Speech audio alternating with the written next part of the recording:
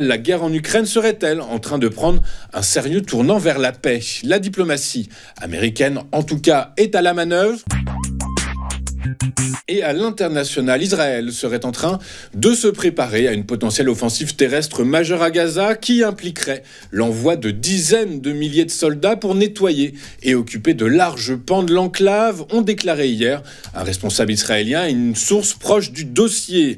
Cette offensive potentielle à grande échelle est l'un des nombreux scénarios possibles envisagés par le gouvernement israélien alors que ce dernier intensifie ses attaques contre Gaza et cherche ainsi à faire pression sur le Hamas pour qu'il libère davantage d'otages sans négocier la fin de la guerre.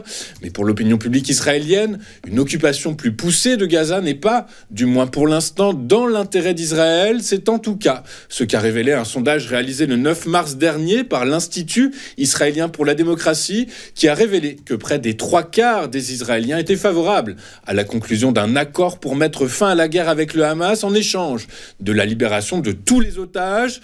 Les priorités politiques de Benjamin Netanyahou semblent donc être ailleurs, d'autant plus que des membres clés de sa coalition gouvernementale de droite réclament un retour à la guerre totale pour parvenir à un accord négocié visant à libérer les otages. Toujours est-il que ce scénario, qui impliquerait 5 divisions israéliennes, soit environ 50 000 soldats, pourrait conduire Tsahal à occuper le territoire et à combattre les insurrections pendant des années. Toujours à l'international, la guerre en Ukraine serait-elle en train de prendre un sérieux tournant vers la paix? La diplomatie américaine, en tout cas, est à la manœuvre, puisqu'au lendemain de négociations entre Ukrainiens et Américains, qualifiées de productives par les deux parties, c'était au tour hier de la Russie d'échanger avec les États-Unis. Les discussions qui devaient porter sur un possible cessez-le-feu en mer Noire afin de permettre un retour à l'accord céréalier qui avait permis à l'Ukraine entre juillet 2022 et juillet 2023 d'exporter ses céréales malgré la présence de la flotte russe dans la zone.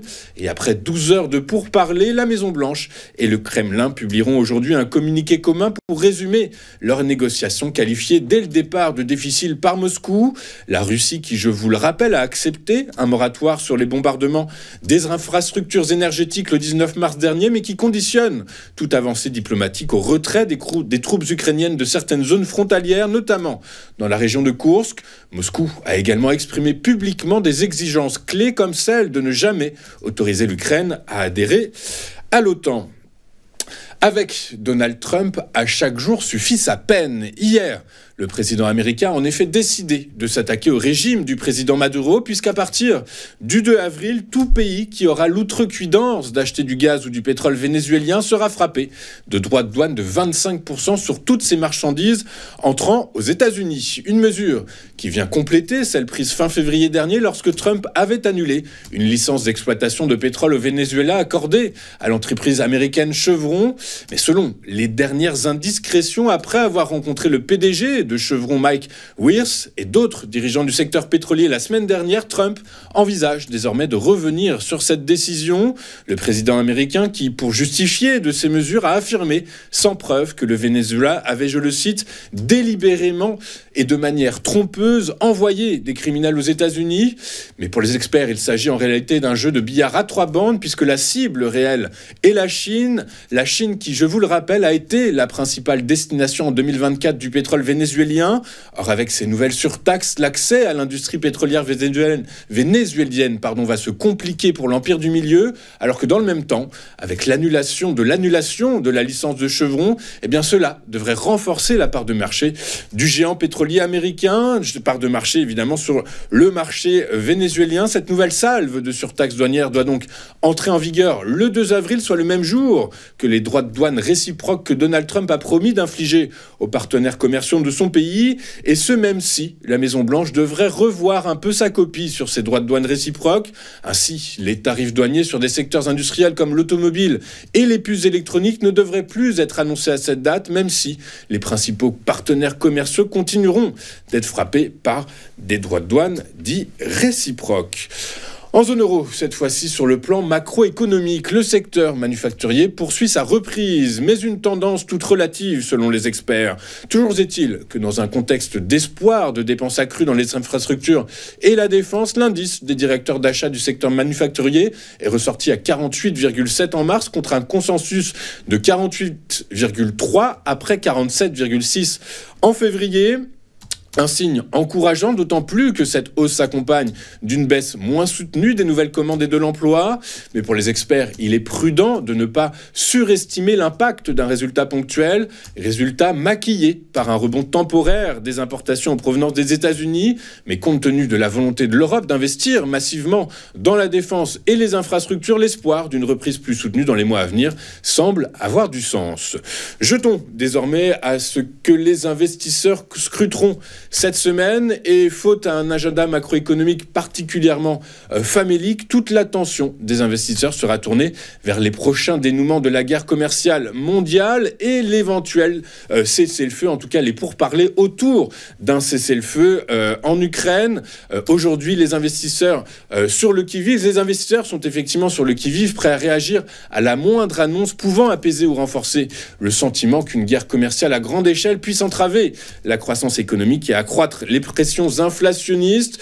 Aujourd'hui, les investisseurs resteront malgré tout attentifs à l'évolution du climat des affaires en Allemagne, puisque tout à l'heure sera publié l'indice IFO. Regardons désormais ce qu'il s'est passé hier sur les principales places financières mondiales. En Europe, les marchés ont clôturé en légère baisse, les investisseurs ayant toujours du mal à modéliser les conséquences de la politique commerciale de la nouvelle administration américaine. Incertitudes qui ont pris le pas sur une série de statistiques qui suggèrent une éventuelle reprise du secteur privé en zone euro. À Paris, le CAC 40 a reculé de 0,26% à 8022 points. À Londres, le FTSE a cédé 0,1% à 8638 points. Quant au DAX à Francfort, il a lui reculé de 0,16%. Aux États-Unis, Wall Street appuie sur l'accélérateur alors que la Maison-Blanche a indiqué que le président Donald Trump envisage désormais d'imposer la semaine prochaine des droits de douane moins drastiques que prévu, une approche plus ciblée qui permettrait aux États-Unis d'éviter un ralentissement économique et une hausse de l'inflation. Inutile de préciser donc que la date du 2 avril est au cœur de toutes les attentions. En cette attente, le Dow Jones a pris hier 1,42% à 42 583 points. Le S&P 500 s'est apprécié de 1,76% à 5 767 points. Quant au Nasdaq, il a lui bondi de 2,27% à 18 188 points. En Asie ce matin, les marchés financiers ont clôturé en ordre dispersé, les investisseurs cherchant toujours à modéliser sur leur économie réciproque l'impact des surtaxes douanières américaines. Le Nikkei a gagné 0,46%, le Hang Seng de Hong Kong a lui chuté de 1,79%, tandis que l'indice Hang Seng Tech a plongé lui de 2,91%. Pendant ce temps, le CSI 300 de la Chine continentale a réduit ses pertes pour rester stable à la clôture. En Corée du Sud, le Kospi a perdu 0,6%, tandis que le Kosdaq, l'indice des petites capitalisations, a lui baissé de 1,31%. Sur le marché, des taux souverains rassurés en matière de droits de douane, les rendements américains ont évolué à la hausse hier.